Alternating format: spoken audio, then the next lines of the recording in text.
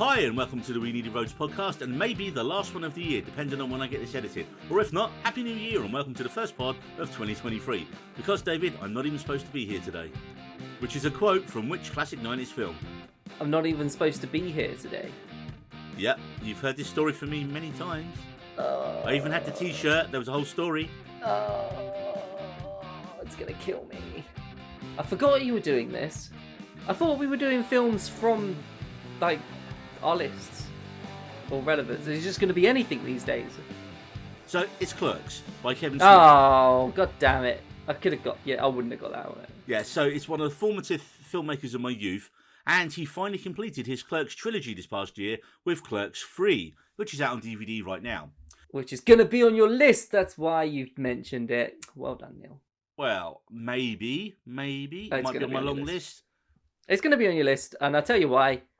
Because the films this year haven't been fantastic, Neil. Well, David, it's funny you should say that, because when putting together our two end-of-year best-of lists, I will say I think I found it easier to list 20 to 30 great shows from the last year as opposed to 20 to 30 great movies. And I'm guessing you found the same then. Yeah, I ended up listing films that I kind of just watched instead, but didn't really enjoy either way, you know? Like, for instance, Hustle, for instance, on Netflix. I added that to my list, and I'm like, was it even that good? It was fine. It was just like a fine film, but it wasn't like a top 10, 20 film. So before we get to our lists, I thought we could have a quick look at what the most successful films at the box office were for the last year. And a few of them have been quite surprising. So at number 9 and 10 were two Chinese films called Moon Man and Watergate Bridge, which definitely wasn't about Nixon. And as of recording this, Avatar 2 is at number 8 with 661 million. That's not right. As of recording this, Avatar's number 2 with 1 billion. Of the year? Yeah, 1 billion. It passed $1 billion today. I wrote this a couple of days ago. So, fine, yeah. David. Yeah, the Avatar's number 2 with $1 billion. You've just messed up my whole list now. Sorry. I think we know that Cameron's films have legs, and it was going to easily break $1 billion pretty soon. Because they have legs, David. Giant, mechanised robot legs. Yeah. Have you seen that he posted on social media some behind-the-scenes clips of Avatar the Whale? It's bonkers.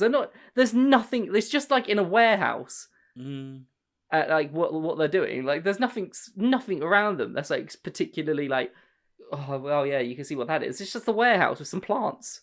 Like potted plants, just regular house plants, like one that's behind me, you know. And this, what they've, the man's insane. I'd love to be that talented. Right, so number 7 on the list before it was adjusted for Avatar 2 today was a favourite of yours, David. The very poorly reviewed Thor: Love and Thunder. So right, which we put to a poll, and yeah, it pretty much. Well, all we really learned from the poll was that everyone really hated Thor 2: The Dark World, and they hated... Yeah, well the poll was against which was worse, The Dark World or Thor: Love and Thunder, and people voted for Love and Thunder. By 52% to 48%. So one vote in it. One vote in it. But you were saying I was crazy to even think it. Clearly I wasn't. Well, yeah, no, I just didn't think it was that bad a film. Like, it's not great, and I think repeated viewings kind of show that. I think it was because Ragnarok was so good that I was just like, okay, it's more of the same. You had Taka Waititi rose-tinted glasses on. Yeah, well, no, I admit it's not that. I admit it wasn't as good, and a rewatch was like, yeah, it's definitely not as good. But despite what we think, David, it's made 760 million. Yeah. So it's a massive commercial success for Taka, even if not a critical one for a change. Number 6 is another comic book film with Matt Reeves' The Batman taking 770 million, despite being almost 3 hours long. So that shows you, because Love and Thunder was bang on 2 hours. So yeah, it didn't make actually more money being shorter if you do a really quality film that draws people in. And I saw The Batman twice in the cinema. Yeah, in 2 weeks back to back, because I went to go the next week and there was nothing new. You went with me for one, didn't you? We saw it together. Did we? Probably, yeah. I think so. The first one. Yeah. So the next one is Wakanda Forever with 790 million. And I think there's a decent chance that could cross $1 billion fairly soon, especially with the holiday season being on at the moment. Could it? I think if it was, I don't know. I think it's going to max out at like 900 maybe. Surely it slowed down considerably. Until Avatar, it was number 1 in the States for about 4 weeks. Mm. So it did very well. Number 4 is a kids animated movie, and there's always a kids animated movie in the top 10 list of the year, and it was Minions: Rise of Gru, and I didn't actually write down how much that took. 939 million. Thank you for the facts, David. This is in dollars, by the way. Yeah, we're doing dollars. Yeah. And number 3 was Marvel's third film in the top 10 of the year, and it's unfairly maligned for me, Doctor Strange in the Multiverse of Madness, which, despite quite sniffy reviews, had taken, and see if we agree on this, 955 million? Yep, nothing's changed, apparently.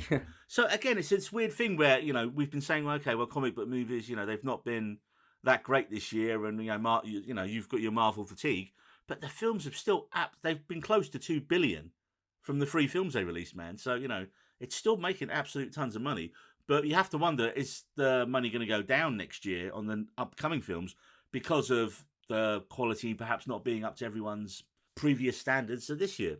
Well, I was going to say, number 2 actually was a massive surprise to me because I didn't realise it was such a big hit because it had pretty terrible reviews across the board, and that was Jurassic World Dominion. It's IP, isn't it? It's huge, Jurassic Park and the Jurassic World franchise. I think it was sold on the fact it was the original cast coming back, right, for the first time in almost 20 years. Yeah.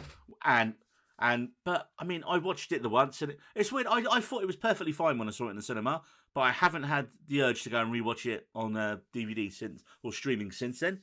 But it took over 1 billion, man. It had like mixed to negative reviews across the board. No one was saying, "Oh, it's really good, it's a classic." No one was saying that, and it's the second biggest film of the year. Yeah. Well, I mean, Jurassic Park was the highest grossing film of all time at one point. Yeah, so I suppose it's still kind of got the older fans who will go and see whatever the Jurassic World or Jurassic Park, It's dinosaurs, isn't it? Everyone loves dinosaurs. That's why I'm hoping the new film with I got him confused. Yeah, Adam Driver. Adam Driver, yes, No, Adam Driver. Yeah, for some reason I got Adam Scott in my name. I really hope that does well because it looks amazing. And, David, the number 1 film of the year, and it is no surprise, was Top Gun Maverick, a legacy sequel over 36 years in the waiting that is closing in on $1.5 billion at the time of writing. You know what? I bet you Tom Cruise is hoping for a repeat next year with Mission Impossible: Dead Reckoning Part 1, although I don't think it won't get anywhere close. This is close, Top Gun Maverick, to breaking into the top 10 of all time. It's about 10 million off Fast and the Furious 7, which is at number 10. So it's close, but I don't think there's a single Mission Impossible that's anywhere near that. But I wonder, because of the success of Maverick and how good the action was in it, are people who perhaps weren't into the Mission Impossible films before? We'll go back to but everyone knows Tom Cruise. Tom Cruise is one of the biggest stars on the planet. But I'm just wondering, is some of the success of Maverick gonna tag itself onto Mission Impossible: Dead Reckoning? Maybe a very minimum amount, not to the extent that you're thinking. Yeah, I don't think I'm looking at the list now. There's not a single Mission Impossible film in the top 50. It's almost been like the Fast and the Furious franchise, it started with one thing and then it's just morphed into something else. But Fast and Furious makes a shit ton of money though, and I don't quite understand how it makes so much money, why it's so popular. But... Do you know what? I saw the first one in the cinema. I went to see the second one in the cinema, and my friend had a lowered car that he drove in, and he wrecked the bottom of his car on a speed bump at Ashford Cinema, and we had to wait, and we didn't see the film because then we got towed away. How cool is that? Went to see the Fast and the Furious, got towed away. Fantastic. Didn't even see the film. Brilliant. So, from blockbusters to the more indie side of cinema, or as we'll call it, the more awards likely, shall we say. And one of my biggest issues this year was many of the so-called smaller releases wouldn't come to my local world of cine. Indeed, the week before Banshees of Inisherin was out, I said to the manager, "Oh, so you're getting Banshees of Inisherin next week?" And he said, "What's that?" And then one of the kids working said, "Oh, I think it's that Irish film." So I'd actually made alternate plans to see it because we've got a new Curzon cinema in Canterbury, so it's a little further away. But thankfully, it actually went on a wide release, and I think it was in cinemas for about a solid month because I saw it twice. I saw it opening week, took my old man, he loved it, and then I was visiting friends up in Nottingham, and one of my mates was like, "Well, so what should we go and see?" I was like, "We go and see the Banshees of Inisherin." So having a look around online, mainly from the IMDb and Variety.com, the films that look most likely for awards recognition next year are, and you can tell me at the end, David, how many of these you've actually seen or even heard of, because there's quite a few where I was like, huh? First up is The Fabelmans, Spielberg's kind of autobiography with the Riddler himself in it. I'm booked to see this in a couple of weeks in January, and that's had quite good reviews all over the board. But it's, again, not out in the UK yet. Everything Everywhere All at Once, which has been snubbed on Special Effects and Makeup Awards, which seems absolutely insane, because if any film should win Special Effects, especially for the budget it had, it should be that film. Tar, which is a Cate Blanchett one that's out, but again, I still haven't seen that. Top Gun Maverick, which it's rare for a film that's a big box office success to also be a big awards success as well. Recently it is, isn't it? I mean, Titanic's your obvious one, and then Lord of the Rings. Yeah, Lord of the Rings, yeah. And it was only the third film, really, that they gave all the awards for. Obviously, we got Banshees of Inisherin, which is, I think, could sweep the acting awards, or if they kind of back out on it, then it'll get the best original screenplay. Yeah, exactly. It'll get the best original screenplay one. If it gets that, then you're like, oh, right, great. It's not getting any of the big ones. You got Avatar 2, which, again, I don't think is going to get anything bar the technical ones. Yeah. Which, I mean, it's even like stuff like Terminator 2 and actually, Titanic was Cameron's one where he pretty much swept the board, wasn't he? Elvis, maybe Austin Butler gets a nod. What do you think? You've seen that, I haven't. I've been seeing that a lot. I've been seeing a lot of people have him as best actor. I think nomination. Personally, I don't see it myself, especially now seeing him in interviews afterwards. It's almost like he's exactly the same as he. Like, it's almost like still playing Elvis. In other words, they cast someone who sounded like him in regularly. Yeah, because I saw him he hosted Saturday Night Live the other week. And I was watching it, I was like, he sounds okay. Is he doing the voice? No, he's not. But I don't think he was like that pre-Elvis. Perhaps his like handlers have just said, keep talking like that because people think it's good. But yeah, it was weird, man, because I was watching it and he did one skit and he just reminded me of a young Nicolas Cage, like the inflection in his voice and everything. I was like, if you ever need Nicolas Cage's son in a film, you have him there. I can see it. Or you need someone to, yeah. Not in his voice, but definitely in like image and look. I can see it. Austin Butler's a way better looking man than Nicolas Cage. I mean, Nicolas Cage is a good looking man. You take that back. I'm saying Nicolas Cage is a good looking man. I'm not. But Austin Butler's a beautiful human being. But also, Nicolas Cage has the Best Actor Oscar already. So we're going to talk about. We just talked about briefly Glass Onion, Knives Out 2. Although that was before we started recording. So that could be up. I don't think it's going to get into the big ones. I think it's just probably going to, again, best original screenplay. Somewhere, yeah. There's Sarah Polley's Women Talking, which is getting lots of awards buzz. And again, it's not out here yet. Also, we got Babylon, which has apparently died in the box office in America, but that's still not out here. Completely tanked. 3.5 million and it's opening weekend. It needs to make how much? Like 200 million or something to break even? But hey, I still had mixed to good reviews though. Like I've seen some reviews saying it's very good. So this is going to be Chinzel's second bomb, isn't it? After First Man. It's funny. I keep forgetting about First Man. Yeah, I think First Man didn't do as well because it was one of these films where people, unless you've got that much interest in the subject of what it's about, you're not really going to go and see it. La La Land was a big musical that appealed to a wider audience. Unless you're that fussed about Neil Armstrong and the moon race, you wouldn't have gone to see First Man. I don't think Babylon's been marketed very well either. I mean, I liked the trailer, but yeah, it didn't really. When I saw the trailer, when I saw like the Paramount Mountain getting sniffed, I was like, okay, so this looks like you got Brad Pitt, you got Margot Robbie, and it's all about Hollywood. So immediately you think Once Upon a Time in Hollywood. I think but obviously with a lot more cocaine by the looks of things. And then, David, there is RRR, the Hindi mega hit, which is very rare. We get like a Hindu film crossing over to the mainstream. This I'll admit I haven't seen. And it's on Netflix, and I've seen lots of clips of it online and people raving about it. Oh no, I have seen this. Not seen it properly. I've seen loads of clips of it online. Yeah, that's what I mean. Because there's all these amazing fight sequences, isn't there? Yes, yeah. There's people fighting with like lions and stuff like that.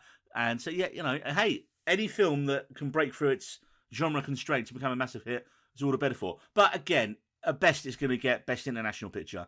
And I don't think it's probably going to get that because that's probably going to be up against All Quiet on the Western Front, which I think will probably get Being with a good shout of that. We've also got Aftersun by debut director Charlotte Wells, which is doing very well. I'm not quite sure if it's on a major release in the States yet, but it's because it's a smaller film. It's obviously has that kind of a touring picture idea where it opens in more cinemas as it goes on. But I think it's going to clean up at the BAFTAs, and I don't see it getting in the Oscar race, sadly, yet.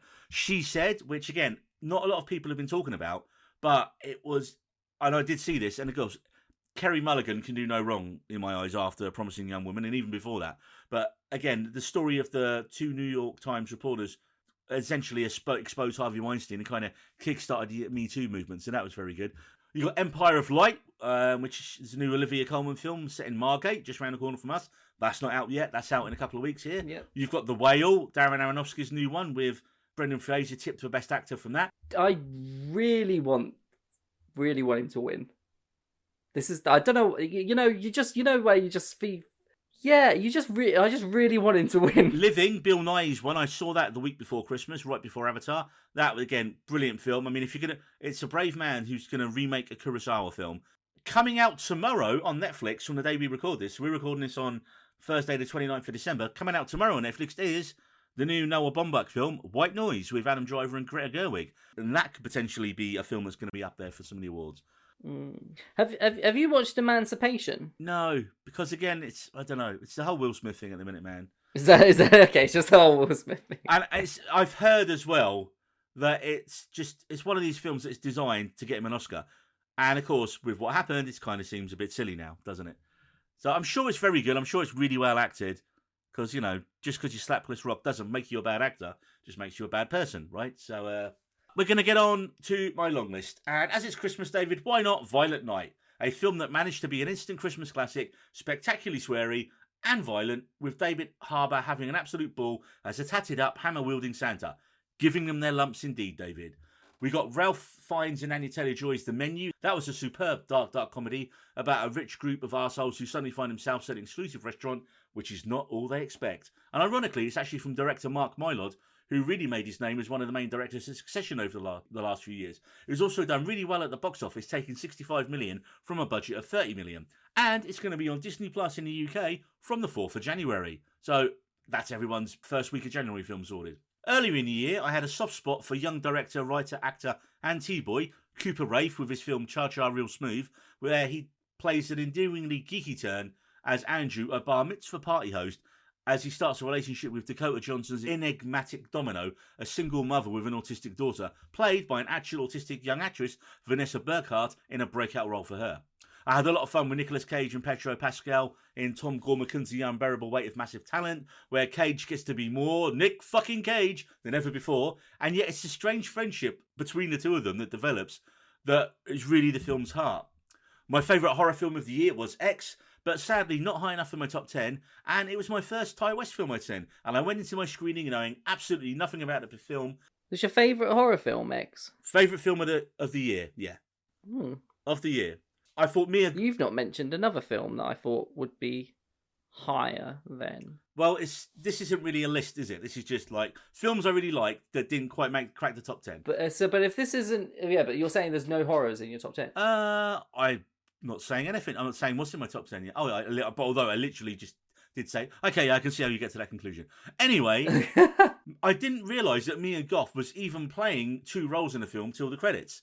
And of course, the success and the unique pandemic timing of filming X in New Zealand meant director West was able to go and shoot a prequel film called Pearl, also with Goth in it, back to back with X. And the franchise is actually going to conclude with a sequel to X called Maxine with 3 X's in it, which is just brilliant title, next year. Well, we still wait for a Pearl release date in the UK, despite the fact it's been out on streaming and DVD in America for months now. We have Dan Trachtenberg's Predator prequel, Prey, and fucking hell that was hard to say, which was an absolute ride of a film that posed the question, could a Native American girl in the 1700s take down a predator with a basic bow and arrow? And yes, it doesn't sound that believable when I pitch it that way, but Trachtenberg makes us believe that in what is arguably the best Predator film since the first, and easily should make a star of lead actress Amber Midthunder.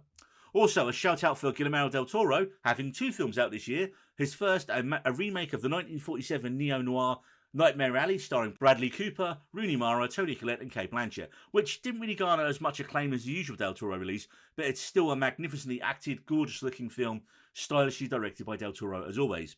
Obviously, his other film is Pinocchio, which I haven't seen yet, but I keep Yeah, I meaning to watch haven't it. seen it either. I think Pinocchio would make my list if I had seen it, because everyone loves it. And it's dark and twisted, and just exactly what you'd expect out of Del Toro. I had a ton of fun with Scott Derrickson's The Black Phone, starring Ethan Hawke as a creepy, mask-wearing child murderer called The Grabber.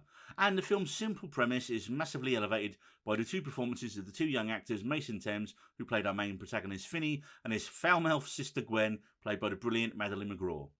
And just missing was Sam Raimi's Doctor Strange in the Multiverse of Madness, which, bar some massive character motivation issues I had with the whole Wanda storyline, I've really enjoyed on repeated viewings, from the shock of the Illuminati scene and the cameos, just to the sheer ramminess of it all. On the repeated views, you can see just the classic, the classic bits of style and direction that you expected from a Raimi film. And I think that's actually my favourite Marvel film of the year. And just missing out was Rebecca Linkowitz's Searing She Said, the adaptation of the story of New York Times journalists Megan Tweley and Jodie Cantor, who broke the story against Harvey Weinstein and served as a launchpad of the Me Too movement. Two brilliant central performances by Zoe Kazan and the always amazing Carey Mulligan. Also, it had an awards-worthy one-scene cameo by Samantha Morton, who could easily pick up a Best Supporting Actress Oscar for that one scene. No, one scene. It's happened before. What's the shortest anyone's ever won a best? It was one scene, and I believe it was Dame Judi Dench in a period film of some kind. And she turned up, done one scene, and she won an Oscar. I can only think of Anne Hathaway in Les Mis. She was hardly in it, and she won. And a quick shout out to our Twitter follower, Jessica Barry, who told us she's the only one. Well, because I just put the question out too late. Although I'm quickly checking out. No, I'm checking now. And no, that was just a response. Basically, I put the question up too late. And it was, what are your favourite films of the year? And Jessica replied with All Quiet on the Western Front and Nope. Okay. And, well, it's my fault for not putting the question up with enough time for people to actually answer. So I'm now going to get inundated with people telling me over the next day or so. And I'll be like, I've already recorded the pod.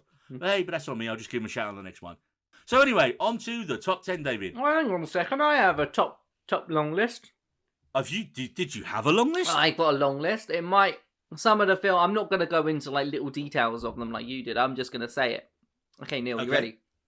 Mm-hmm. Hustle, Turning Red, the Disney film, Fresh, The Adam Project, Jurassic World, even though it was pretty shit, dinosaurs, X, Glass Onion, Nope, and Elvis, and Doctor Strange. Okay, so you enjoyed Doctor Strange as well then? I enjoyed it. It was the very far down. I just forgot to say it. It was like 20. I missed it. So what then, David, pray tell, is your 10th best film of the year? Oh, we're getting into it. Oh, it's starting. Sorry, I got indigestion. Right, so my top 10, number 10, squeezed in there, just taking out Elvis. Get out of there, Elvis. Was it a cheeseburger? He's left the building because Chip and Dale Rescue Rangers. Chip and Dale. Which, you're laughing. You know what? I was laughing a fucking shit ton watching this film as well because it was brilliant. Have you watched it? Do you know what? I think I watched about the first half an hour one night before I dozed off and just didn't go back to it. But in that half an hour I saw, David, I will agree with you, it was hilarious. I got a bit of a Who Framed Roger Rabbit vibe from it. Oh, 100%. And all of the cameos that are happening in it are just fantastic. I mean, like, obviously it's got the classic Disney characters that crop up. But then you've got, like, South Park. Like, Randy's in it. Randy from South Park's in it. What? You've got to watch it now. Okay, I think I'm going to have to. I'm going to have to go back to this, man. Definitely. Okay. So anyway, Chip and Dale Rescue Rangers comes in at number 10. And it surprised me. I thought nothing of this film before it came out. Absolutely nothing. And then people were telling me it was funny. Watched it, and it fucking was. It was brilliant. If you've not seen it, it's almost amazing how Disney allowed this to happen with two of the oldest, more beloved sort of classic Disney characters. I am shocked, David, but pleasantly surprised by that choice. Segue into the next one then. From Chip and Dale Rescue Rangers to a couple of characters who definitely needed rescuing. Yeah, it's bad, but I'll take it. It's Clerks 3, David, at number 10. Oh, I knew it was going to be in there somewhere. Didn't expect it to be so low. Well, and I'll get into that now. I've spoken about my love for Clerks and how my early love of the film and Kevin Smith's View Askew universe got me into film at college in the late 90s, early 2000s. And last year, we finally got Kevin Smith's final chapter in the saga of convenience store clerks Dante and Randall.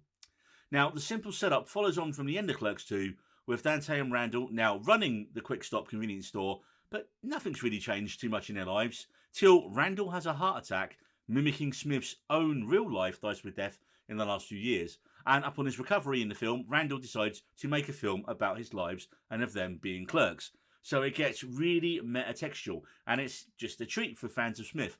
And I'll freely admit, his output has been quite terrible in recent years. Indeed, his first film back after his heart attack, I think, was Jay and Silent Bob Reboot. And I love Jay and Silent Bob Strikes Back, man. I think it's one of the funniest comedies ever made. And this is terrible. Not Clerks 3, sorry. Jay and Silent Bob Reboot. I think it's his worst film. It's just so bad. I can't believe I actually paid money for it on Blu-ray because it just didn't come out in the cinema over here. So I really had mixed thoughts on him returning to arguably two of his best films in Clerks 1 and 2. But what I will say is the filmmaking side of Smith's game still really hasn't improved, and it's adequately directed at best.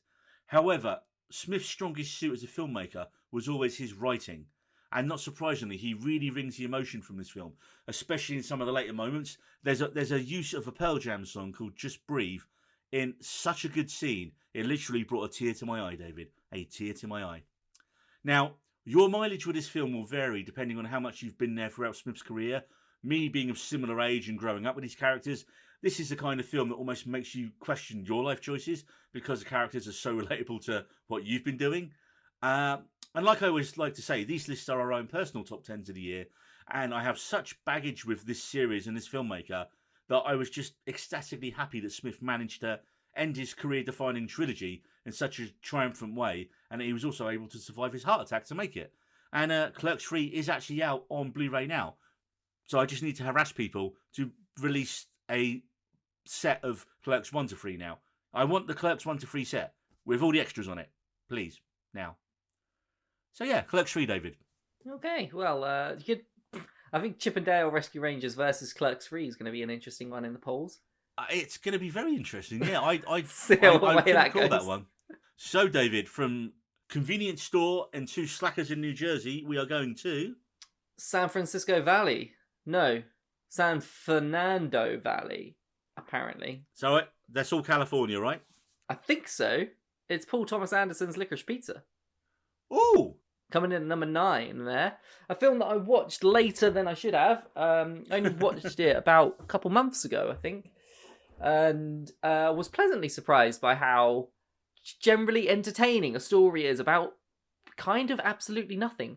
It's just a story about, a coming-of-age story about one a teenager, one mid-20s, navigating the relationship and sort of business. And it's a film not really about anything.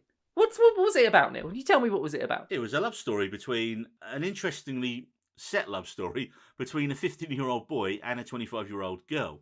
Yeah. And I wondered at the time when I watched it, I was like, now, there would be a lot more said about this film if it was the other way around, right? But I wonder if that's the point Thomas Anderson was trying to make with it. And also, setting it in the 70s, it kind of, that behaviour, well, I don't want to say that behaviour, it still happens these days. I mean if he was maybe 35, it was a bit weird the way around it was. But well, I mean, they bring it up, don't they? She says to one of her sisters at one point, do you think it's weird I hang around with this 15-year-old kid? And she's like, yeah. She's like, okay. And that's pretty much as much as they address it. It doesn't. I don't think the relationship ever gets sexual, though, does it? No, because well, I don't want to get to spoilers for the film. I can't remember. It's a very I saw it, like I say, I saw it in January, and I really enjoyed it. But Paul Thomas Anderson, he's a master, man. You look back, Magnolia, The Master, There Will Be Blood, Phantom Thread, Boogie Nights. There Will Be Blood's. I think he's one of these directors like Scorsese and Wes Anderson and that, where his film is, whenever you see one of his films, it's his genre. His own. He is the director's autorism, as it were. Essentially makes it a genre of its own. It's a new Paul Thomas Anderson film. What's it about? It's a new Paul Thomas Anderson film.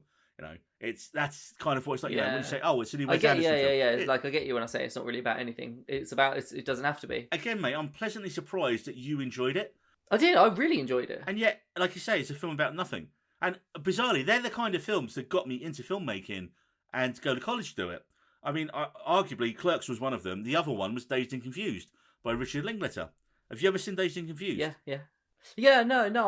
totally understand. Yeah, I get you. There's not really a plot, as really. It's more like a hang film. You just kind of hang out with these characters and enjoy their company. And there are some of my favourite films, man. So I'm pleasantly surprised to see Licorice Pizza on your list there, David. Yes, I enjoyed it. Very much. So from the 1970s in the San Fernando Valley to, well, modern day England and a kitchen. The Menu. No, not The Menu. Wait, no. Bear. No, that's the TV Bear show. is the TV show it's based on. Give me a second. It's a low-budget British film. I know it. Dropped on Netflix at the start of last year. It's gone. It may or may not have been one of the influences for The Bear. Yeah, it's gone. And now, due to the success of the film and The Bear, there is now going to be a TV show adaptation of this Boiling film Point on the BBC. Yeah, I kept talking long enough for you to Google, didn't I? No. I remembered. No one believes you, David. I will swear I wasn't Googling. I was getting a sweet out of my pot. I don't believe you. So yeah, the film is Boiling Point, starring the great Stephen Graham, generally one of the best British actors of our time. And also, it is a genuine one-take film, unlike 1917. And it charts a hectic night in the life of Graham's massively stressed chef as he deals with staff and customer issues, amongst even more serious problems. Now, it's directed, I did a little bit of research on this one, David, and it's directed by Philip Baranti, who actually worked as an actor with Graham on Band of Brothers many years ago. And after leaving that, his acting career didn't really take off, and he briefly became a chef. And then he moved on from being a chef to being a film director. So add all those experiences together, and he generally is the perfect person to direct this film. As I mentioned, it does have a lot of similarities with The Bear in how it ratchets up the tension throughout the film to, well, a boiling point. Now, another note was the film was only made because Graham decided to have a week off between larger projects, and they shot 4 full takes of the film, 2 per day over 2 days, with another 4 planned until COVID shut down the film. Luckily for them, their 3rd take was perfect. It was even nominated for 4 BAFTAs this year, yet sadly it didn't win any. But this is exactly the kind of low-budget British film that people really should see, and you know what? Thanks to Netflix and Graham's participation, I really can't wait to see the sequel series on the BBC when it arrives.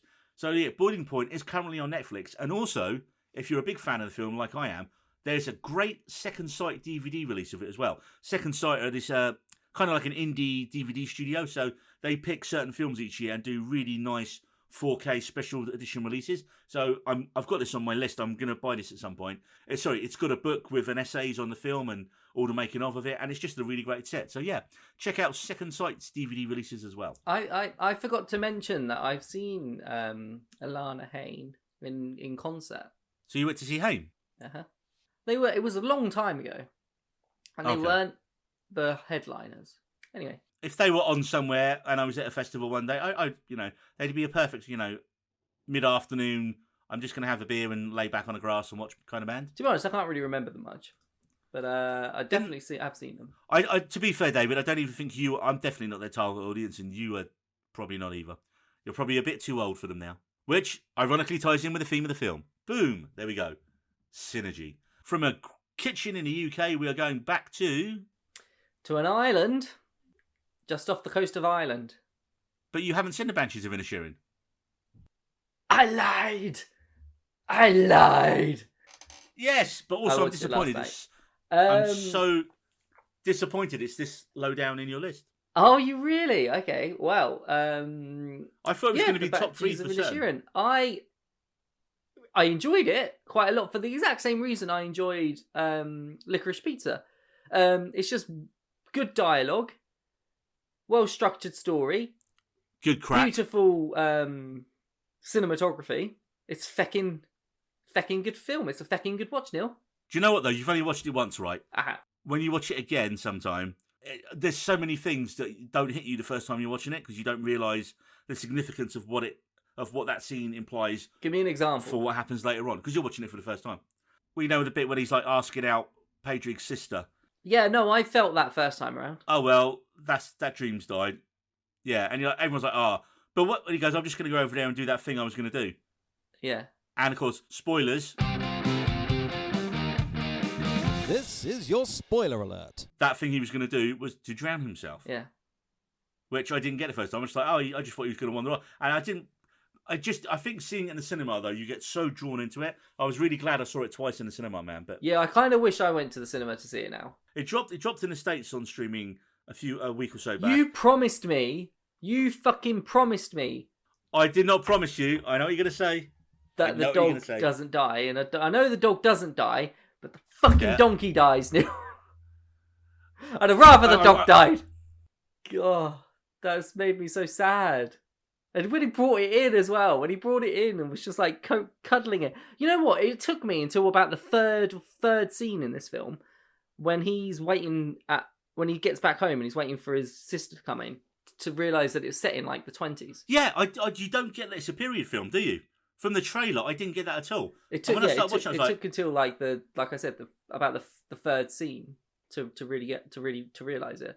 But I think, I mean, when it comes to awards, man, it's definitely got a better original screenplay. Yeah, 100%. The dialogue is on point at every moment, and it is. And then I think it could be up there for cinematography as well.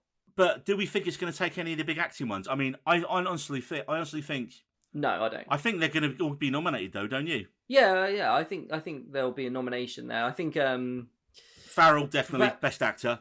Oh well, I preferred Brendan Gleeson's performance to Farrell's. But what I liked about Farrell's performance is that you can just see it on his face. His acting is in his face for a change, where he can't just comprehend why this is happening. It's those big bushy eyebrows. and how good was his sister? Kerry Condon as his sister. She was brilliant. Yes, she was really good in it. And again, not a lot of people know her. She was Stacey Ehrmantraut in Better Call Saul. Yeah, and we're going to get the fucking name. Get its fucking name wrong again. Barry Keoghan was fantastic as well. Barry Keoghan was brilliant. You know what? I've said it. Yeah, he's got to get an Oscar nomination for that. It was such a good performance. And again, it's one of these ones where the first time round, I watched it. The feckin' poster for Banshees of Inisherin, the end of the movie. I think we'll move on because I'm probably going to be talking about it a little bit later as well, David. So, but I am glad you have seen the Banshees of Inisherin. Oh, I've got a good segue or bad one, depending on your view of it. So, from an island just off the coast of Ireland, we are moving to an island in Greece. Or is it Turkey? I think it's Turkey, and I fucked that one. Oh, I know it. Anyway. I know it, Neil. I knew you loved Mamma Mia. I knew it. I knew you were a fan. It didn't come out this year, David. Mamma Mia 2? No, that also didn't come out this year. Mamma Mia, the third one?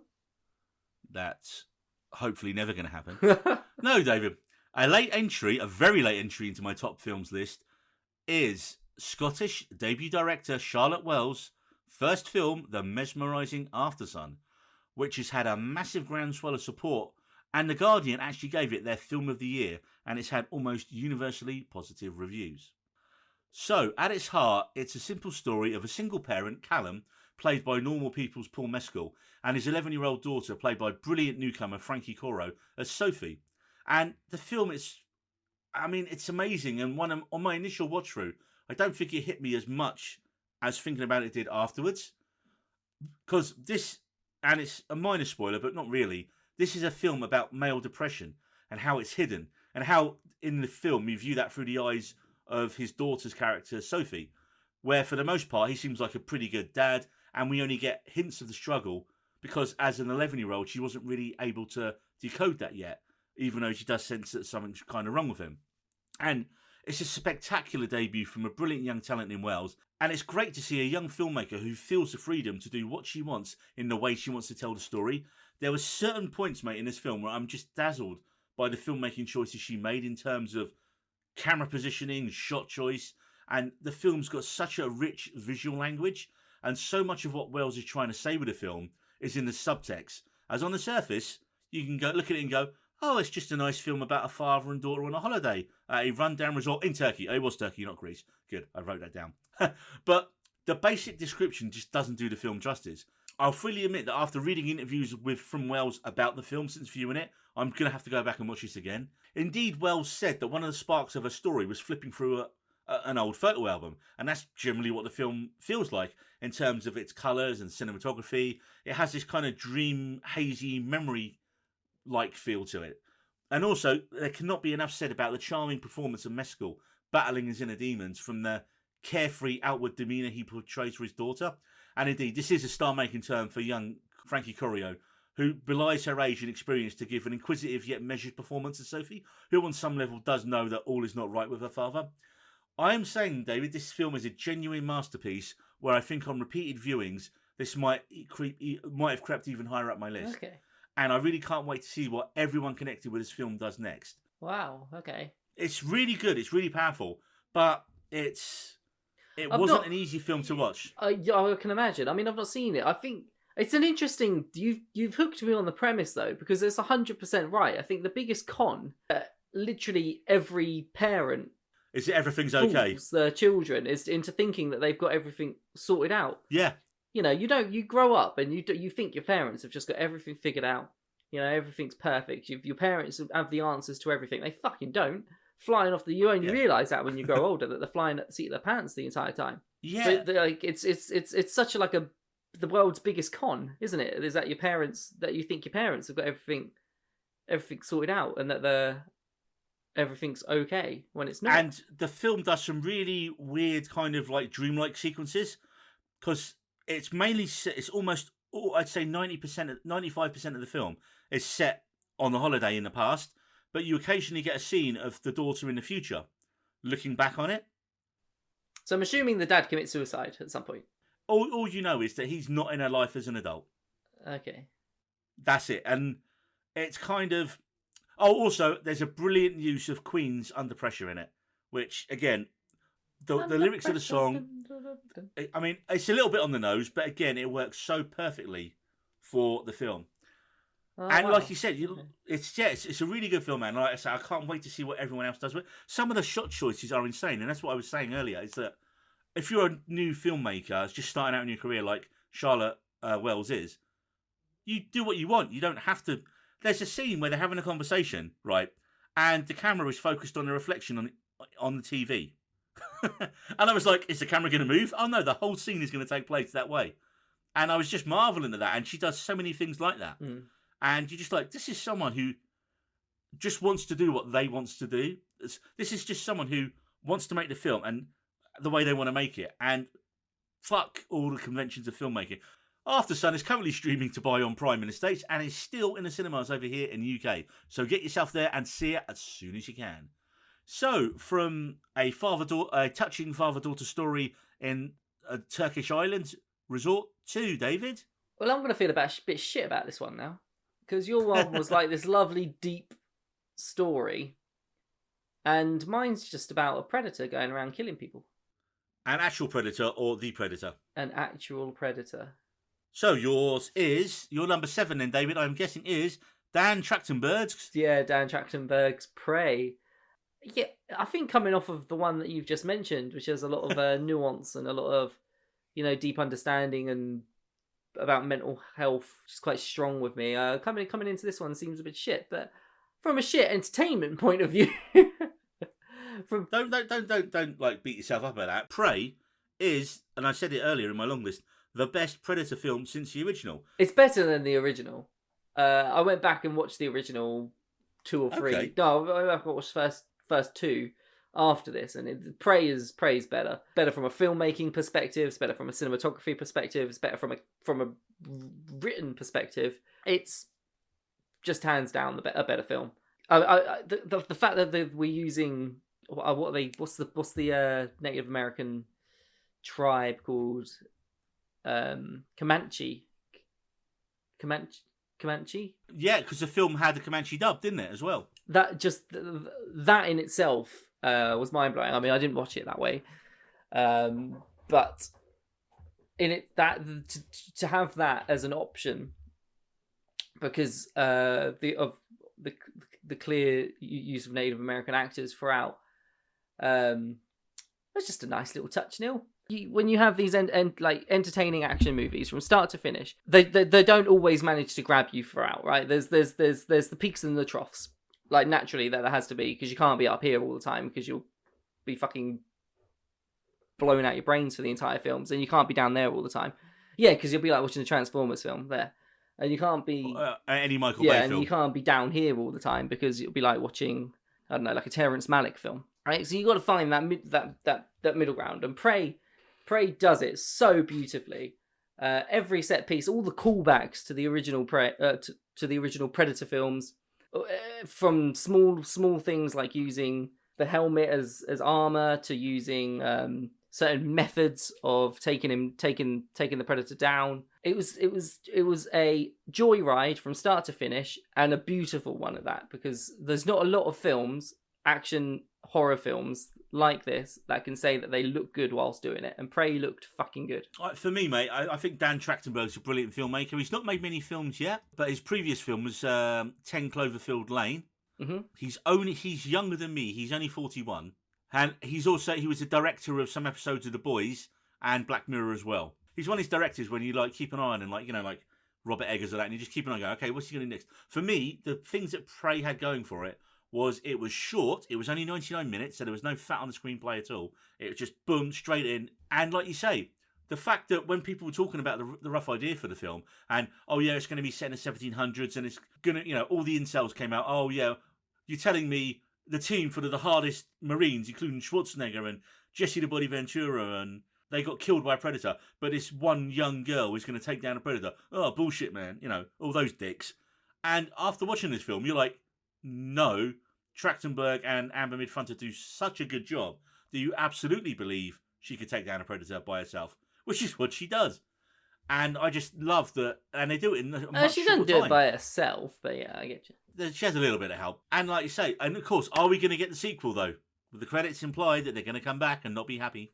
I hope not. I think cinematography this year has been a big highlight in like all the movies that have come out. Like we said, it's not been the best of like, it's been sort of like good to great movies at the moment, but we're not talking like all-time favourites for the decade this year, I don't think, from either of us. But cinematography has been like next standard in what people have been able to achieve. I mean, this felt like watching The Revenant, Prey. It felt like The Revenant meets Predator. I got a feeling that Prey was actually filmed in Canada anyway.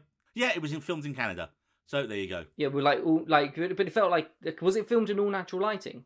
No, I don't think it was. The Revenant was. But anyway, it felt like it. Because that took them 2 years to do that, and I don't think Prey had a 2 year. That's the budget for good 2 point, years. Good point. But anyway, if it felt like it, and yeah, anyway, cinematography this year has been. I feel like it's evolved, Neil. This is my number 7. Yes. And we are going to 1950s London. And this is another late entry into my top 10, David, having only seen this a few days before Avatar 2. And have you guessed? Oh shit, I'm meant to be guessing. Sorry, 1950s London. I don't know. All right, I'll give you another clue. It's based on a 1952 Japanese film by the legendary Akira Kurosawa called Ikiru, which, according to Wikipedia, was inspired by the 1886 Russian novella The Death of Ivan Ilyich by Leo Tolstoy. Does that help you out at all? I've seen Ikiru. Have you? Yes, but I don't know what film you're on about still. The film is, David, Olivia Hermanos' Living, which is an English language remake of Ikiru, starring Bill Nighy, who's in magnificent form as Mr. Williams, a local government worker who has always lived responsibly and led a somewhat boring, uneventful life. And upon hearing he has a terminal diagnosis, he decides to begin, well, living, and making the most of his remaining time. Now, of course, who do you get to adapt Kurosawa but one of the greatest current Japanese authors, who was born in Japan but then moved to the UK at the age of 5, Kazuo Ishiguro, who's probably most well known for his books The Remains of the Day, which became a big period epic back in the day, and Never Let Me Go, more recently, which was, I think that was Keira Knightley and Andrew Garfield, if I remember rightly. Now, this film is a joyful delight that, despite its subject matter, manages to be massively uplifting. Well, changing the location from Japan to England also shows that Ishiguro was the perfect choice to adapt the original film. Indeed, I think there are so many similarities between the Japanese and English male-dominated work ethic and work cultures of the time, where the message was always, men, work above all else. And when Nighy gets his diagnosis, he does keep it very quiet, telling only a few people, because, as of men of the day, he didn't want to cause any fuss. And that's just the most traditional male and British attitude of the time.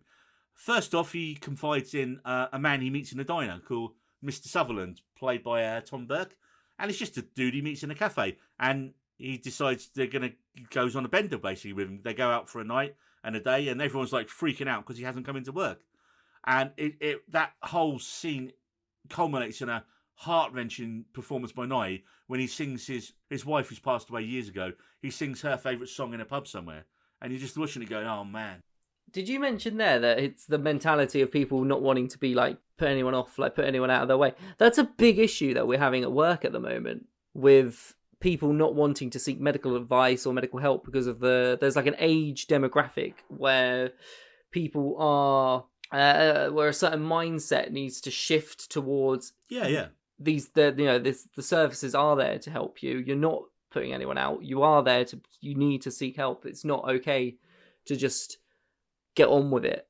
Yeah. And it's a big issue at the moment, and there's like campaigns that we're trying to run to trying to get the message across. Once he has his diagnosis, he starts a relationship, and relationship's not really the right word. A friendship with the very young former secretary from his workplace, Miss Harris, and she's played by the brilliant Amy Lou Wood, who's probably most known from Sex Education. And it's not really it's not a sexual relationship in any way, despite his daughter-in-law's protestations to Mr. Williams' son that he's carrying on with a younger woman. It's not acceptable. As he explains, his character is drawn to her because of her joy for life and how she remains positive with everything that's thrown at her.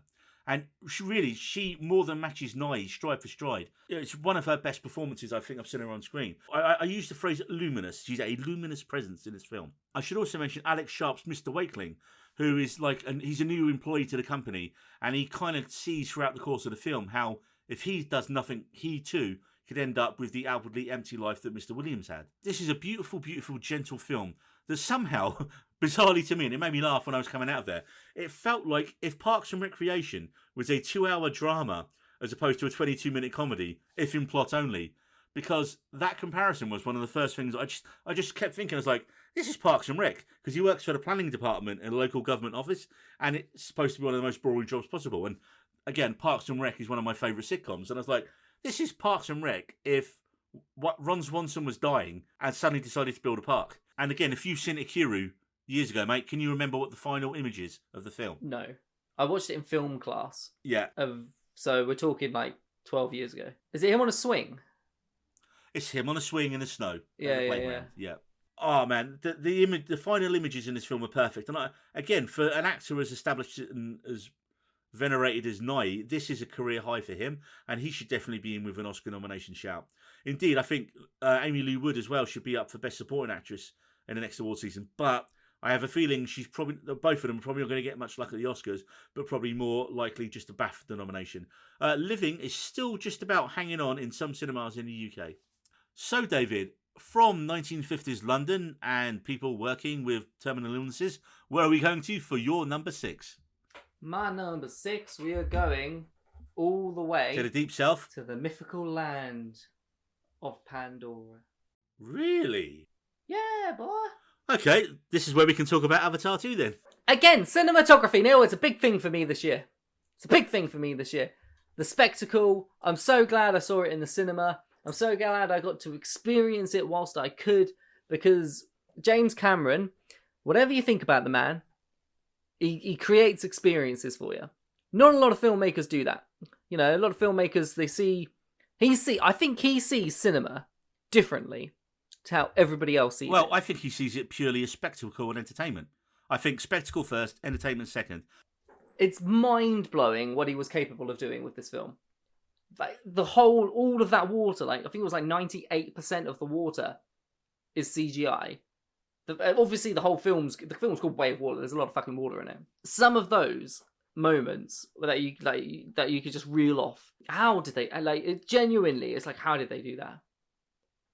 How did they do it?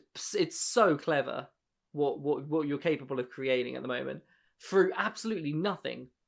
Like we mentioned beforehand, it might have been before we started recording. There was they recently just did behind the scenes shots of them. It's just a freaking warehouse with the suits on, like all the capture dots and balls, and just that's literally it. And there's like some house plants around them, and they're acting around that and getting all the motion from that, and then just putting everything later. It's right, David. But what about the story and the characters? Fine. It's fine, but it doesn't need to be anything more than fine. That's my frustration. Is the characters and the story. But I feel like Avatar is being held to the whole franchise. Maybe because it's James Cameron, but it's being held to a higher standard than Marvel movies are. Yeah, because it was the biggest film of all time. So of course it's going to be. If you spend 8 years making but the a biggest sequel film of all time. This story is better than the original Avatar. Yeah, I'll give you that. But again, right. So I'm going to do my devil's advocate here now. Right. Like I said, I enjoyed the film. I gave it 4 stars. I think it's like you say, no one does spectacle like Cameron. It looks absolutely amazing, but I had issues with the story and the acting. I think we both had issues with the story, and we both had issues with like character work, character motivations, decisions. But do you not think it does? Do you not think it is a bit silly that it is like you see a Marvel film and it's got all those same mistakes, except you forget about it because it's a Marvel film. Yeah, but Marvel have made 22 films in 10 years. Cameron's made 1, and arguably, well, this. What's your point when you're comparing one film against another film? Why does it matter how many films you've made in a set amount of time? Because because quality, obviously. Look at the quality of Cameron's filmmaking. Yeah, it's how much new technology has he invented just to make this film? He everything he does breaks new ground. Yeah, look, it's a Cameron's greatest hits package, right? You got Space Marines from Aliens, check. Romance between 2 younger characters, Titanic, check. Someone almost drowning but doesn't, Abyss, check. Characters trapped in a space where they could drown, despite them being really good at swimming now, The Abyss and Titanic. And I groaned at the line man, and I'm sure he meant this to be a laugh, when the young girl says, "I can't believe I got tied up again." There was absolutely no response from my screening at all, and our cinema was almost completely full, man. Right, so from the underwater world of Pandora, we are going back to, David, the San Fernando Valley. And yes, I've picked Licorice Pizza as my number 6 film of the year. Oh, Avatar versus Licorice Pizza. Yeah, I mean, I think Avatar will probably take this one. Will it, though? Yeah, I don't know. I feel like a lot of people might hate on Avatar just because it might be popular at that point. I feel like Avatar is one of those where it's popular to like it and then popular to hate on it. So, yeah, Licorice Pizza, it came out on the 1st of January 2022, and it actually held its place in my top 10 for the whole year. And it contains 2 brilliant debut performances by one non-actor and one son of a famous actor. And this film was directed by one of the few auteur directors we still have left, who, as I mentioned earlier, David, his films are a genre and event in themselves. Now, there's 2 things that shouldn't go together, and that is licorice and that's pizza. Paul Thomas Anderson's romantic coming-of-age story set in the 1970s, starring in their debuts Cooper Hoffman, son of the late great Philip Seymour Hoffman, who, of course, was a regular actor in a lot of the early Paul Thomas Anderson films, and Alana Haim from pop rock band Haim, who was also helpfully called Alana Kane in the film. And as you said, David, it's not really a film about anything, but it's a slice-of-life coming-of-age film about Hoffman's Gary Valentine, a 15-year-old, and he's a child actor who's kind of rapidly aging out of being a child actor, and he falls for Haim's Alana Kane, a 25-year-old photography assistant who's kind of gliding away through her 20s with no real plan. And despite the 10-year age difference and his repeated advances, they strike up a friendship. And they stay in contact, though, because Gary's kind of an aspiring entrepreneur, and Alana follows him on one harebrained scheme after another. And, of course, Gary's success brings with it more men who immediately take a shine to the attractive Alana. Well, Gary tries to deal with that jealousy in his own way. And as Gary gets more money, which attracts more ladies, and she deals with that jealousy. And as the film progresses, it kind of carries on with a will they or won't they narrative, but it's just a really entertaining ride. We get some great cameos and supporting roles from Sean Penn, Tom Waits, Benny Sadifi. The waitress from It's Always Sunny in Philadelphia, Mary Elizabeth Ellis, plays Gary's mum. And Alana's family in the film, David, did you know that's her real family? I didn't know. That's her sisters from Haim are her sisters in the film, and her parents are her actual parents. Are they really? I didn't know. No, I didn't realise that. Yeah, so I've got an even better bit of trivia for you than that, man. Who makes their screen debut at the age of 78 in this film and is the father of one of Hollywood's biggest stars. Makes their screen debut. At the age of 78, never acted before, I don't know. and is the dad. That would be George DiCaprio. Who's he playing? I don't know, some old dude. Yeah, I know. Yeah, I guess who his dad was, who he was the dad to. Sorry, who's he playing in the film? It's not a large role, man. I couldn't even remember him being in it. It was just like a fun trivia fact I saw when I was doing my research on it. Oh, okay. Also, we cannot forget the unforgettable showing from Bradley Cooper in an almost film-stealing cameo as a veteran and apparently crazy 70s film producer, John Peters. And what a manic performance we get as he explodes onto the screen. Also, I'd be remiss without mentioning the great 70s soundtrack. We got music from Seals and Croft, James Gang, Sonny and Cher, The Doors, and an absolutely great use of David Bowie's Life on Mars. Any Haim in there? Well, no, because it's set in the 70s. That would be weird. They weren't around then. Good God. As one of my favourite directors, Richard Linklater, says, and I'm paraphrasing here, films don't have to be about anything major. They can just be about life. And apparently some of the stories in the film are based on Anderson's childhood friend Gary Goetzman, who was a child actor. And Anderson has mentioned you can really see the influences of classics like Fast Times at Ridge Mountain High and American Graffiti. And by proxy for me, this really made me think of Linklater's ultimate 70s-based hang film, Dazed and Confused as well, which we mentioned earlier.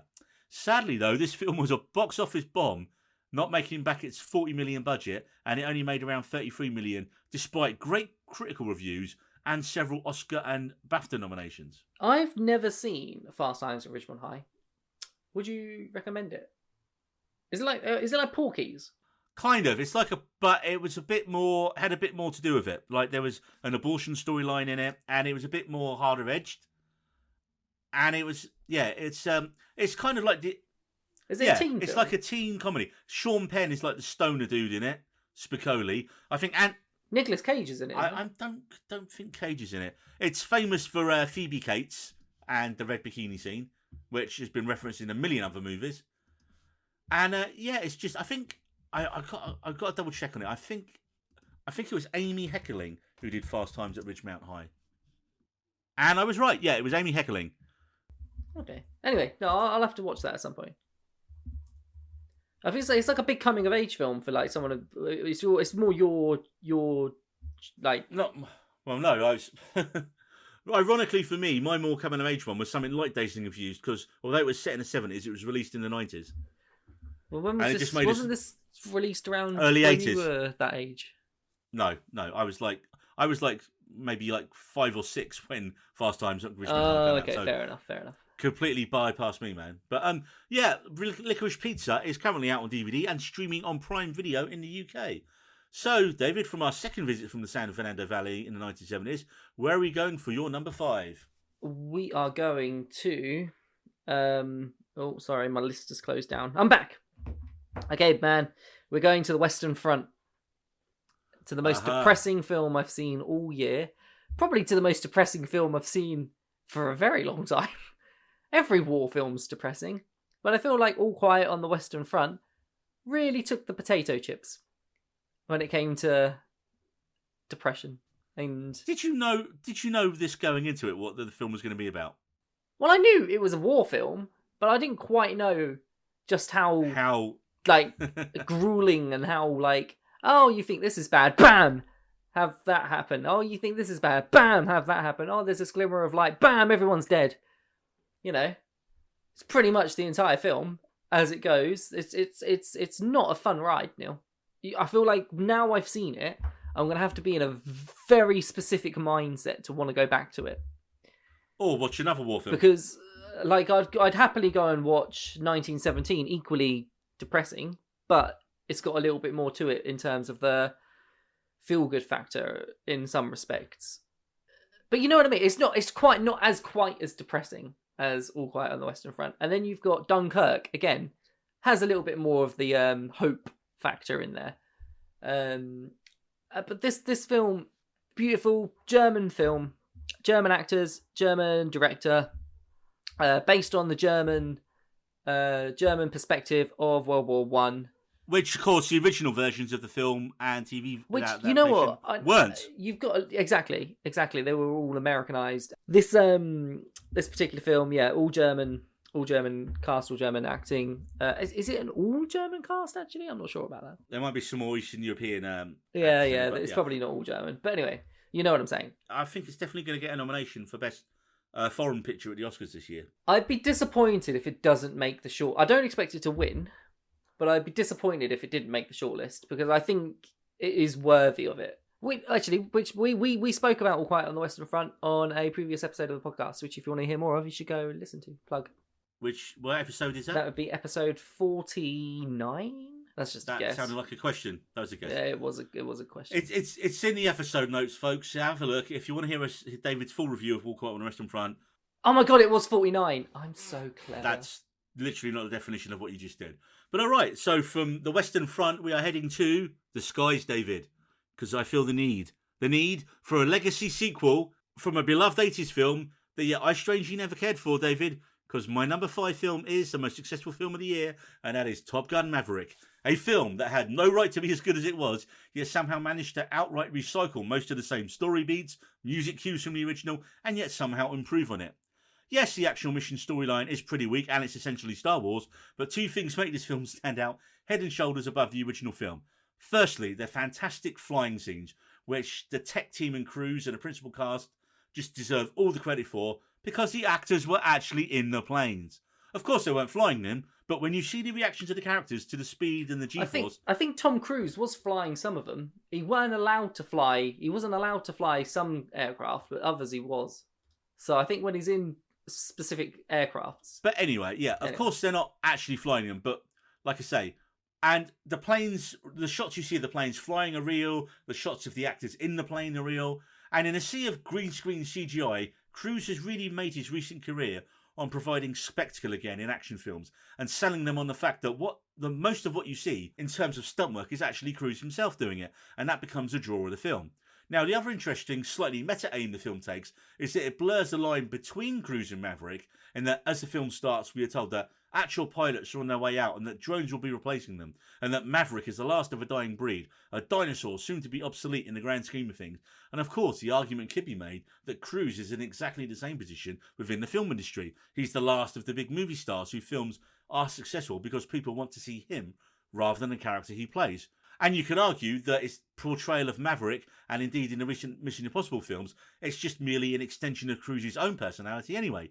And it poses the question, who are the next generation of Hollywood action stars? As after Maverick's success, it can be argued that no one is even close to Cruise's level, and yet the film does explore how much longer Maverick can do this, and by proxy, how much longer can Cruise continue to do what he does. I don't think Tom Cruise is the person that's dying out, as in Tom Cruise's level of action star.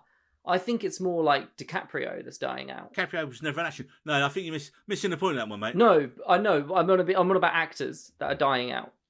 Hollywood stars. The stars that draw you to a film because they're in it. For instance, you go and see the next... If Leonardo DiCaprio does a film, you go and watch that film.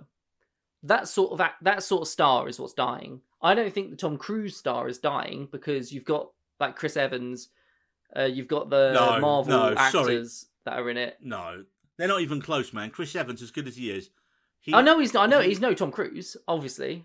But what I'm saying is, you've got actors that are action stars as well, like The Rock, for instance. I think The Rock's close, but I don't think he has the. He's got the charisma and the star appeal, and he can do the action. He's got the action chops, but I don't think Cruise has realised, right, in a sea of CGI, that what sells these films is the stunts, and like Avatar 2, spectacle. And Cruise's action films now are spectacle. And as we mentioned earlier, I think the next Mission Impossible next year, because of the success of Maverick, is going to get a bump. More people are going to go, oh yeah, it's the next Tom Cruise film where he does something crazy. And perhaps the last couple of Mission Impossibles didn't have that level of, yeah, we're going to go and see it because it's Tom Cruise. And you know, he's... but in terms of stunt work, he doesn't... This is probably his easiest film that he's done. Doesn't matter. It's because what you are seeing on screen is real. And they're telling us it's real, right? Because so much of what we see, you know, like, for example, for Mission Impossible, they've released a 9-minute behind-the-scenes video online in the last couple of weeks, haven't they? and it shows you how they do the stunts. And so people go, oh, well, it's real. I mean, is it all real, or has it just been cut in a way to make us look like it's real? Which is cynic in me says. But yeah, so we could talk about that for hours. But yeah, Top Gun Maverick, the most successful film of the year, and it's currently on DVD and also streaming on Paramount Plus. So there's your reason to get Paramount Plus. That, and also Tulsa King and Yellowstone. So, from the most successful film of the year, David, no pressure, we are going to, for your number 4... Gotham. Where, sorry? To Gotham. To Gotham. Oh, Gotham. Okay, Gotham. So the Batman. Yeah, my number 4 is The Batman from Matt Reeves. Fucking hope. Just pray to God that it doesn't have anything to do with the new DCU franchise that's coming out. Just there's no need. There's no need. Just keep it on its own. But anyway, that's a whole separate point that you'll probably want to talk about afterwards. Only briefly, no, because I just said, I did put that up as a poll, didn't I, the other day? And I think it was over 88% of people agreed, just leave it alone as its own, like, kind of pocket universe. Yeah, don't try and fold it in. No need. Don't cancel it. Don't recast it. Just continue it. Yeah, exactly. Please listen to that. Yeah, the Batman. Matt Reeves is the Batman. I felt like it was a nice, different take. It was before it came out, I was concerned that I'd be kind of sick or tired of the Batman in general. Because I'm sick and tired of Marvel at the moment. I'm sick and tired of superhero films in general. So when this sort of detective style noir, it went more into the world's greatest detective than it did, what Nolan did with Batman. And I felt like that was a lovely, refreshing input into the Batman from his younger years, where he's struggling more with his mental health. He's struggling more with his identity, what he can achieve with both his money and his alter ego.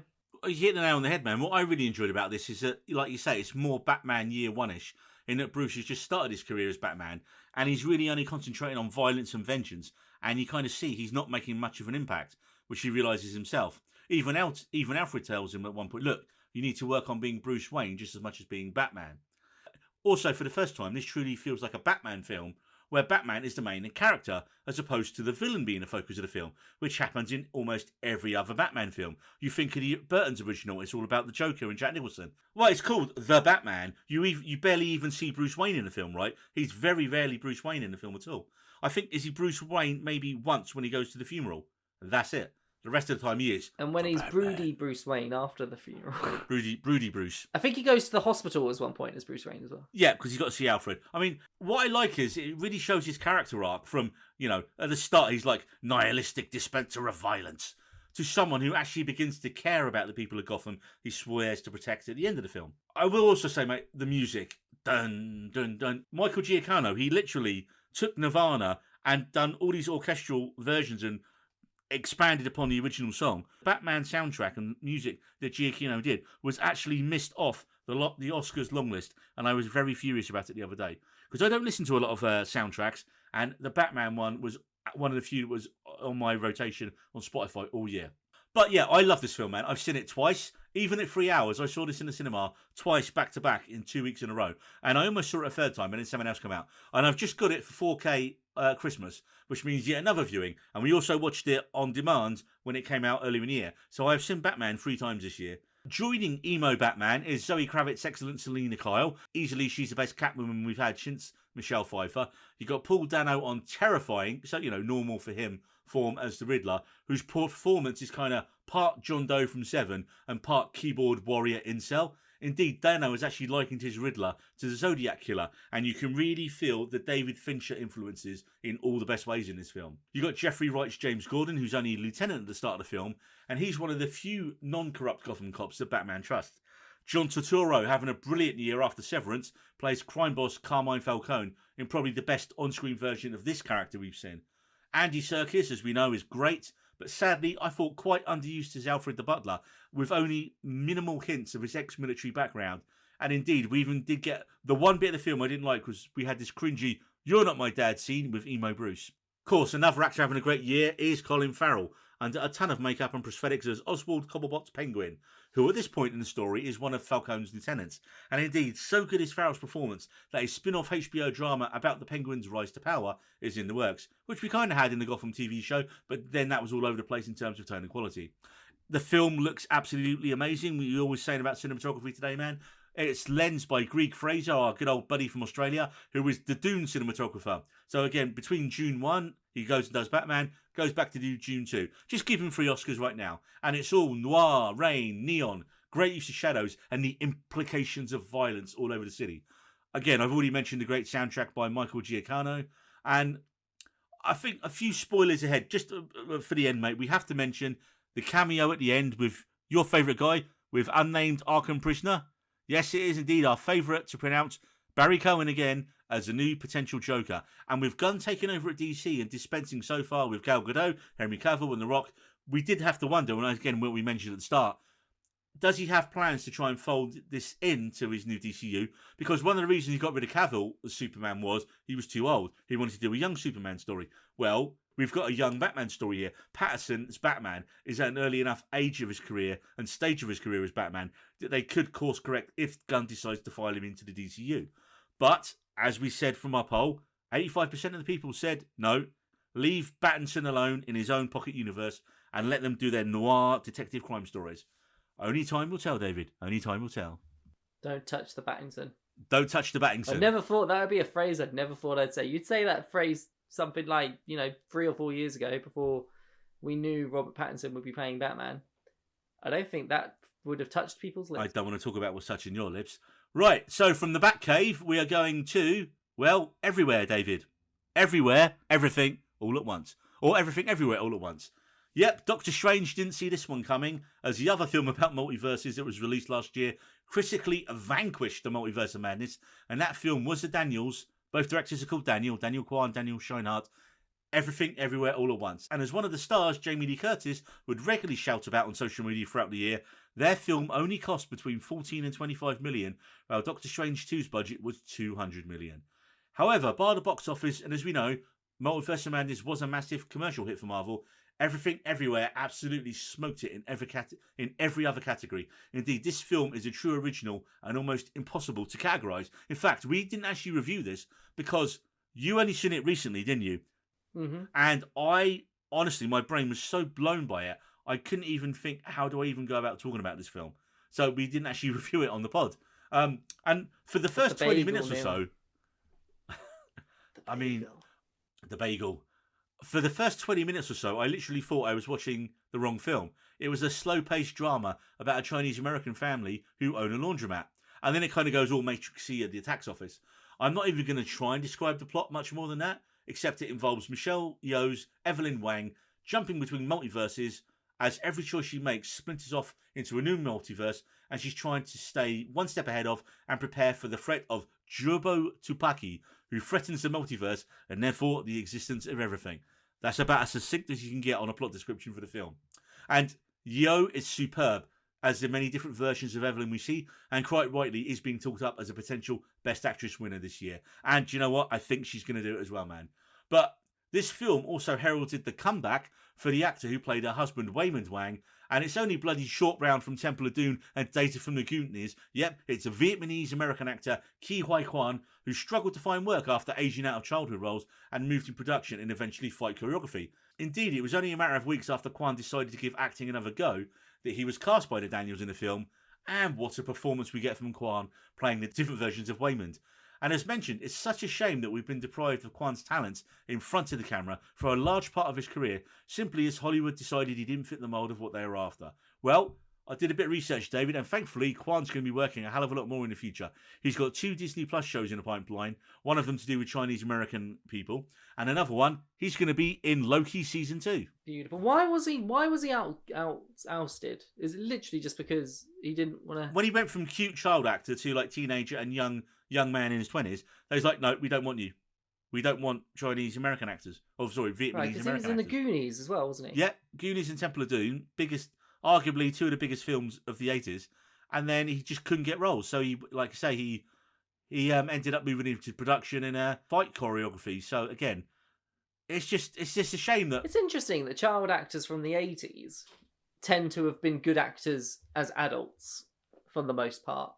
But then you've got child actors of the 90s who were just terrible. Do you know what, mate? I didn't even realise Jamie Lee Curtis was in this film playing the IRS lady until the end credits. Such is her, like, almost grotesque performance. What? How could you not tell that was Jamie Lee Curtis? I did not know that was Jamie Lee Curtis, mate, until the credits. I just didn't. It's not even trying to not look like her. And I suppose I was just so dragged into the film that I didn't realise. But the visual and storytelling imagination from the Daniels is just breathtaking. The fight scenes choreography is spectacular. And indeed, the film has had widespread acclaim for how it manages to mix up so many different elements of genre and themes of existentialism, while proving to be a kick-ass action film, and yet at its core also a heartbreaking family drama about an Asian American family. And it was distributed in the States by A24, David, and it has surpassed the previous most successful A24 film, which was Hereditary, and it's made over 103 million worldwide. Wow, is that all? That's the most any A24 film's made? Yeah, because A24 films they're not released on wide screens, David. Yeah, I know. I just figured it would be. I figured that is 5 times the budget of the film. I just figured it would be more. I really hope the Oscars don't puss out this year and actually reward Everything Everywhere with more than just the best script Oscar. Yeoh and Kwan should both be nominated. Also, the editing, the music, the special effects, and I think this should be a lock even for a Best Picture nomination. It's not in special effects. Good point. But it should have been, arseholes. Everything Everywhere All at Once is currently streaming on Prime Video in the UK. So from the bagel, David, where are we going for your number 3? We're into the top 3. We're going to Robert Eggers' Viking epic as the vengeful son trying to avenge his father's murder. I will avenge you, father. I will save you, mother. I will kill you, Fjordnile. Yes. Well, David, this is a handy bit of luck, because this is my number 3 film as well. Hey, look at that. Look at that. We agreed on one thing in both of these, didn't we? But anyway, Alexander Skarsgård's Amleth going after the... Who plays Fjordnile? Claes Bang. Klaus Bang, yes. And Ethan Hawke was his dad. It is Robert Eggers' third and biggest film to date, his Viking revenge saga, The Northman. So alongside Alexander Skarsgård, you got Nicole Kidman, Anya Taylor-Joy, Ethan Hawke, William Dafoe, and Only Bloody Bjork.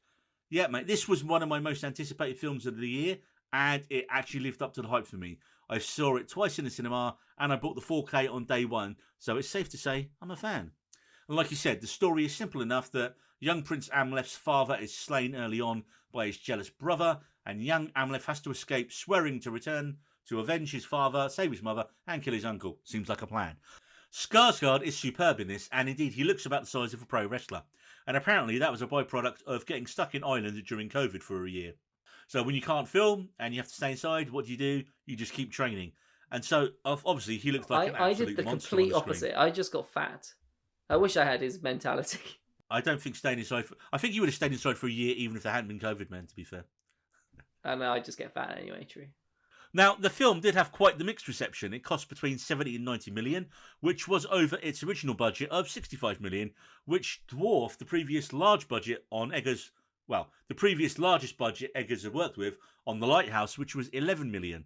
Now, Eggers has repeatedly said it was the most difficult film of his career, with negative test screening results, and even in the finished film, I think if you didn't have a clue about Viking lore, you might be left scratching your head a little bit. I think if you'd watched Vikings, for example, or The Last Kingdom, you'd get the symbolism of some of the more esoteric scenes. Yeah, I feel and like images. the Valkyries, maybe, and the tree. And even I didn't know what the fuck was going on with the barking dogs bit. The barking dogs bit? At the start, when him and his... Oh, yeah. I remember. Of course, mate, you have to talk cinematography. Cinematography and the action choreography are superb, with an early film Village Raid a highlight, and indeed I feel this is Eggers' most commercial film to date, but now that's probably because it was a result of studio interference, which isn't always a bad thing. And I wonder if in this case, actually thinking about it, if Eggers' truer version of the film would have actually been less palatable than what we got, and yet for me it does still feel like an Eggers film. Sadly, the film didn't even break even at the box office. It only made 69 million. And part of the issue, at least according to Eggers, was at the time, because we were in COVID years, it was on VOD within a month of its original release. Although it did end up topping all the VOD charts and DVD charts once it was released. And in fact, one of the presidents of Focus Features who released the film has said that the film has now become profitable, despite all the other speculation about it. So yeah, overall, I loved it. And it just cements for me what an interesting and original filmmaker Eggers is. And like we said about Nope and Don't Worry Darling, I'd always rather see a filmmaker take a risk and fail, but do something original than make a barely adequate film by committee. And indeed, this film doesn't fail. Indeed, some of the best critics and Eggers himself have all remarked they couldn't believe he was given this level of budget, because by now you should know what you're getting with a Robert Eggers film. And that's exactly what we got with The Northman. You got a $90 million Robert Eggers Viking revenge epic. The Northman is now streaming on Sky Movies and Now TV. From a Viking revenge saga, where are we going for your number 2? Because it was also your number 3. Okay. For my number 2, we're going back to your number 4, Neil, because everything's everywhere. All at once. And it's all happening at once. Give me your take, David. And it was pretty much for everything you said about literally everything, from the tight-knit, small storyline of the family just trying to run the laundromat, to the fantastic action set pieces, to the batshit crazy moments that happen in it. And I'm talking, and fucking genuinely laugh out loud moments. Genuinely as well. batshit. Yeah. But it's I feel like how funny it is understated as well. It's difficult to have a film which just hits so many elements so well, like Sausage Fingers, like Raccoonatouille, like dildo The Rocks fight, The Rocks. Yeah, there's just so many moments in it that are comedic, that are heartfelt, that are mind blowing, and all done on the like you mentioned, on the budget it had. It did not look like a film that cost its budget, did it? It does. No. It makes you think. Imagine what they'd have done with like Cameron's budget. It probably wouldn't have been anyway. But you know what I'm saying. Like, imagine what they'd have done with like a massive budget. It would be. What else could they have done and achieved? Imagine what they would have done with a £200 million budget that Doctor Strange in the Multiverse of Madness. There you go. Exactly. I mean, it completely shits on Doctor Strange in terms of what it manages to achieve with the multiverse concept. And it did it well, having a film that, like you say, that was worked dramatically. It was funny. It had the small family. Like, the story was better. Absolutely, everything about it was better. Better performed, better story, better concept, better everything. I bet you money Kevin Feige has called the Daniels and like, guys, here's all the money. What Marvel film do you want to make? Yeah, maybe. that call has happened, man. Okay, guys, we're staying in the multiverse here, so. And I bet you they'll say no and do something completely different. Like, because their previous film, do you remember their previous film, Swiss Army Man, with Daniel Radcliffe as a farting corpse? Yeah. So I have no idea what they're going to make next, man. But after that, they'll be able to do whatever they want within reason. Mm-hmm. All right, man. So obviously my number 2 was The Batman, which we just talked about, which was your number 3. So we're just down to the number 1s, David. My number 1 was the most successful film of the year. Because, Neil, I felt the need for speed, and I felt it goddamn well in Top Gun Maverick. And I think it's along with Dune, as Dune last year, obviously, felt like a proper event. And Avatar felt like a proper cinema-going experience. It was event cinema, wasn't it? Yeah, exactly. You felt like, because I've watched it since at home a couple times, and it didn't have that same impact of having the jet engines like blasting you. You can almost feel the G-force hitting you when it hits them, and it hasn't. You just don't get that in your living room. So it felt like a film made for the cinema viewing, and we've already spoke about it quite a lot when you went over it. But Tom Cruise is his most successful film ever as an actor, which, when you list off the Tom Cruise films, that's in itself huge. And I think this could be going into my films of the decade, Neil. I know I said it's not been a great film for years, and I know I said it's not been a great year for film, but this could be getting in there. I was trying to think about negatives for it, man, and my only negatives I could think of, and they're really minor, because I always like to play devil's advocate, is the fact that they didn't bring back Meg Ryan and they didn't bring back Kelly McGillis. Now, Kelly McGillis, I think we mentioned this before when we reviewed it, looks like your average standard, 65-year-old woman. She's not in the industry anymore. And I get why you don't bring her back. If she's not an actress anymore, then fair enough. But Meg Ryan is still Meg Ryan. And you're telling me you can get Meg Ryan back, who is, and if I remember right, isn't Meg Ryan Rooster's mum? Yes. Yeah, so why couldn't we get Meg Ryan back? I mean, Jennifer Connelly, I get why you had her in the film, right? Because she's just like Tom Cruise needs a love interest storyline in the films, apparently. Why don't they just... they could have cut that, man, and it would have just been all-out action, and the pacing would have been even better, I think. No, I quite liked the Jennifer Connelly stuff. It added a bit of comedic value to it, like where she's leaving the house and the daughter sees her and she's like, don't fucking hurt her again. You know, I disagree. I liked it. I agree that it could have been... I mean, at least it was short. They kept it very short. I literally reckon they were there. They sat there going, right, it can't just all be mind-numbing action. We need to slow it down and have... A lot of the awesome moments I have in it aren't actually... Like, they are Tom Cruise moments, but it's more like reactionary moments to what Tom Cruise is doing. It's everybody else who's meant to be, like, the best ever, watching what he does and being like, fucking hell, how did he do that? And that's what makes the film so good. I mean, they handled the Val Kilmer bit beautifully. That was really well done. Yeah. No one knew how they was going to do that. I'm wondering, because I'm watching the Willow TV series at the minute, and I'm wondering how they're going to address Kilmer missing an out, because his character, Mad Martigan's just not present in the show. They've referenced him a couple of times, so I'm wondering if and how they do that as well. But anyway, yeah, Top Gun Maverick, man, the biggest film of the year, most successful film of the year. And your number one, my number 5. So, David, from the skies above a unnamed foreign country, because they didn't want to damage international box office, and it seems like they made the right decision, we are going back to an island near Ireland. Yeah, I mean, it was pretty much a given for me. My number one film of the year. And David, are we rowing? Because I don't think we're rowing, but it seems like we're rowing. We might be rowing at the I put mine at number 8. Yeah, we might be rowing. I think we're fecking rowing, Neil. I think we're fecking rowing. Yeah, my favourite film of the year is Mike McDonough's tragicomedy featuring a career-best Colin Farrell alongside his In Bruges co-star Brendan Gleeson, Kerry Condon and Barry Keoghan, all who, if there is a God, should be awards nominated for their brilliant turns in this.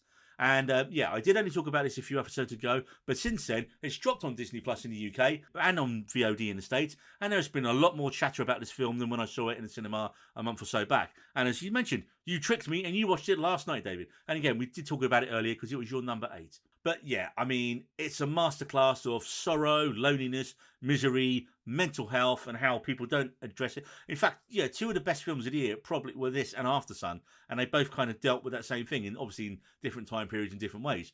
You know, in Aftersun, it's just hinted at, and it's like all internalized. In this, Gleeson's just being a dick. Who wants like? I don't want to be friends with you anymore. I'm sick because you're fucking dull. You're fecking dull. He's dull, Siobhan. He's dull, Siobhan. Dull. I prefer you when you're drunk. Apparently, people have said that about you, and I've not seen you drunk yet. But we have got David's stag party coming up next year, so that will be very interesting. I've heard stories. Who said that about me? I want to know names, Neil. Oh no, I'm afraid I can't do that. But the WhatsApp is getting interesting. Plans are afoot. Plans are afoot, David. You got your passport still, right? Yeah, here you have. Oh, I want to know what I'm doing now. Well, tough. Anyway, back to the number one film of the year and not your stag party plans for next year. And yeah, The Banshees of Inisherin, man. I like to say this is McDonough's first film since 2017's Oscar-winning 3 Billboards Outside Ebbing, Missouri. And, you know, just give the man all the Oscars again. I do wonder, though, whether it's going to... I think it's going to be nominated for a lot. I just don't know whether they're going to... Do you think Barry Keoghan's going to get Best Supporting Actor? I'd like to see it, because he was very good. I'm trying to think who he'd be up against. I got a special shout. I mean, the cinematography is stunning, as you mentioned earlier. And it's 3 Billboards DP, Ben Davis. And I think that's the same Ben Davis who did The Eternals. I love that you do a massive Marvel film and then go and do a smaller film like this. So, right, I think that about wraps us up then, David. It's been a hell of a year for TV and film. And what we'll start doing soon is we're going to be doing soon is putting our favourites head-to-head. So once our top 10 TV shows of the year head-to-head's concluded, we're going to be doing this podcast one, and we're going to get you guys to vote for, well, bragging rights, really, David. Who won last year? Do you have that information had? No, of course you don't. But I will find it, and I will search it out, and then we will look back, and we will cheer. Pretty sure it was me. Yes, you didn't say that very convincingly at all, because it sounds like we're vowing. In the words of Dominic, there goes that dream. I'm just going to go over here. Oh, that was so heartbreaking. That was my Don't. end of the pod, man. You just talked over it. That was that was heartbreaking though. You've just broken it. I'm just going to go over here and do that thing I was going to do.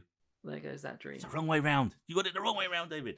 What was the right way round? Well, there goes that dream. I'm just going to go over there and do that thing I was going to do before. Well, that's all the time we got for on this pod. And, of course, we've had our Review of the Year podcast. You know what's coming next, guys? It's going to be our top 10 most anticipated TV shows of 2023 coming up. And it's also going to be our top 10 anticipated films of 2020. Oh, my God, I can't say words, David. You know what I'm trying to say. Can you say it for me? It's our top 10 anticipated films of the year pod, and followed by that is our top 10 TV shows of the year podcast. As well. Hit your sound waves. So remember to follow, like and subscribe. See you next time. Neil's brain has broken. And leave us a 5-star review on Google. Okay, bye. We needed roads.